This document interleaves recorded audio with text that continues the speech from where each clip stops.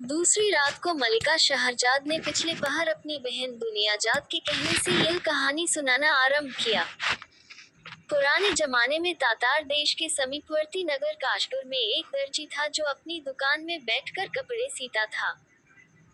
एक दिन वह अपनी दुकान में काम कर रहा था कि एक कुबड़ा एक दफ बड़ी खंजरी जैसा बाजा लेकर आया और उसकी दुकान के नीचे बैठकर गाने लगा। दर्जी उसका गाना सुनकर बहुत खुश हुआ। उसने कुबड़े से कहा, अगर तुम्हें आपत्ति न हो तो यहाँ से कुछ ही दूर मेरा घर है, वहाँ चलो और आराम से गाओ बजाओ। कुबड़ा राजी हो गया और दर्जी के साथ उसके घर आ गया। घर पहुंचकर दर्जी ने हाथ मुंह धोया और रूपवती पत्नी से, जिसे वह बहुत प्यार करता था, बोला कि मैं इस आदमी को लाया हूँ ताकि तुम्हें इसका सुंदर गायन सुना पाऊं। उसने ये भी कहा कि यह मेरे साथ खाना भी खाएगा। पत्नी ने थोड़ी ही देर में स्वादिष्ट भोजन बनाकर परोस दिया। फिर वे दोनों भोजन करने लगे और कुबड़े को भी अपने साथ बिठा लिया। दर्जी की पत्नी ने मछली बनाई थी और बड़ी स्वादिष्ट बनाई थी। कुबड़ा लालच के मारे कांटा निकाले बगैर ही मछली का एक बड़ा टुकड़ा खा गया। टुकड़े का एक बड़ा कांटा उसके गले में ऐसा चुभा कि वह दर्द के मारे तड़पने लगा। कुछ ही देर में उसकी सांस रुकने लगी। दर्जी और उसकी पत्नी ने बहुत कोशिश की कि उसके गले से कांटा निकले, किंतु कोई उपाय सफल न हुआ। दर्जी बहुत घबराया कि कोतवाल को पता चलेगा तो हत्या के अभियोग में मुझे पकड़ लिया जाएगा। अतः वह कुबड़े को अचेतावस्था में उठाकर एक यहूदी हकीम के दरवाजे पर ले गया। उसे नीचे रखकर दर्जी ने दरवाजे पर ताली बजाई तो हकीम की नौकरानी ने दरवाजा खोला। दर्जी ने उसे 5 मुद्राएं देकर कहा कि वह अपने स्वामी से कहे कि शीघ्र ही आकर मेरे मित्र का उपचार करे। नौकरानी अपने मालिक को खबर करने ऊपरी मंजिल में गई और दर्जी ने फिर कुबड़े को देखा तो समझा कि वह मर गया है।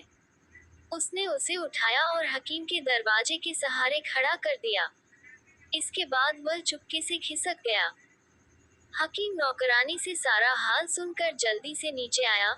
वह समझे हुए था कि पहली ही बार 5 मुद्राएं देने वाला आदमी जरूर अमीर होगा और इलाज में काफी पैसा खर्च करेगा। उसके हाथ में दिया भी था। उसने ज्यों ही दरवाजा खोला कि कुबड़ा गिरकर सीढ़ियों से लुढ़कता हुआ गली में आ गिरा। हकीम को बड़ा आश्चर्य हुआ कि यह क्या गिरा है। दिए की रोशनी में देखा तो कुबड़े को मृतक समझकर बहुत घबराया और सोचने लगा कि यह आदमी मेरे दरवाजे पर मरा पड़ा है। अगर बादशाह को मालूम होगा तो बड़ी मुसीबत में पड़ जाऊंगा।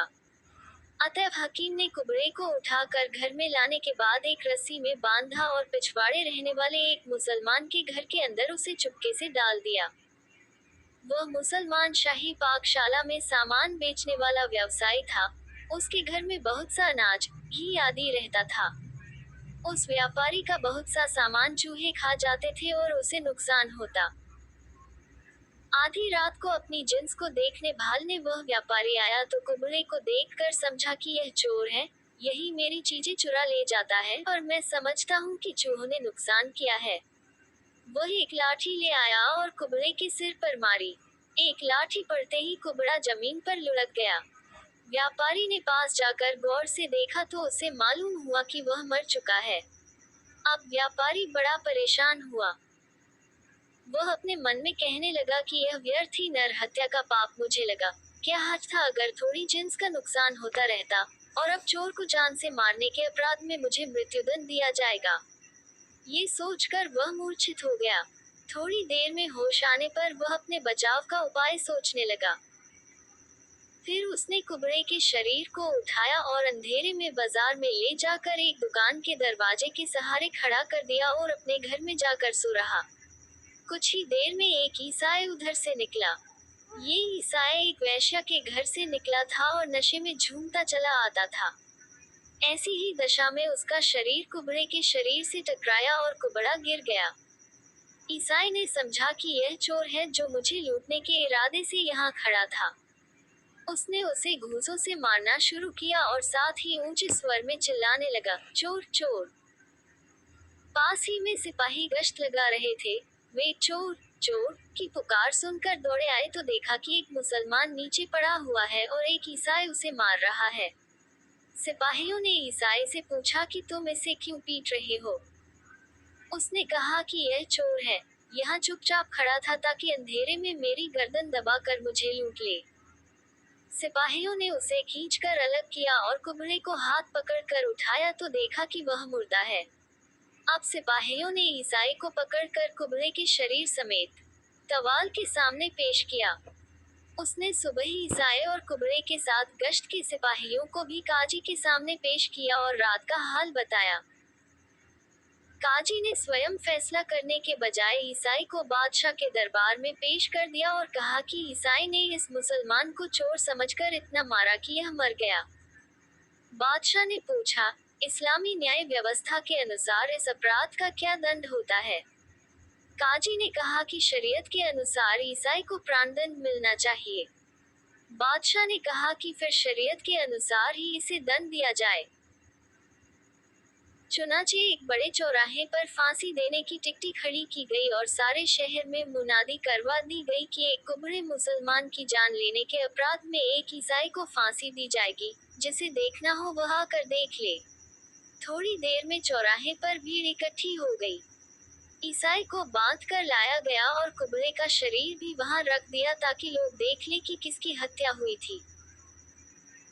जल्लाद ईसाई के गले में फांसी का फंदा डालने ही वाला था कि भीड़ से निकलकर शाही रसद पहुंचाने वाला व्यापारी सामने आया और ऊंचे स्वर में बोला, हत्यारा यह ईसाई है, मैं हूँ। मैं एक हत्या तो कर ही चुका हूँ, एक निरपराध को फांसी चढ़वा कर अपना पाप क्यों बढ़ाऊं? कहकर उसने काजी के सामने सारी बात बयान कर दी। काजी ने आदेश दिया कि ईसाई को टिकटी से उतार लिया जाए और व्यापारी को फांसी दी जाए। व्यापारी की गर्दन में फंदा डालकर जल्लाद उसे खींचने ही वाला था कि यहूदी हकीम चीख पुकार करता हुआ भीड़ से निकला और बोला कि फांसी इस व्यापारी को नहीं, मुझे लगनी चाहिए। मैंने ही झटके से अपना दरवाजा खोला जिससे ये गिरकर मर गया। अब काजी ने कहा कि व्यापारी को भी छोड़ दो और उसकी जगह यहूदी को फांसी चढ़ाओ।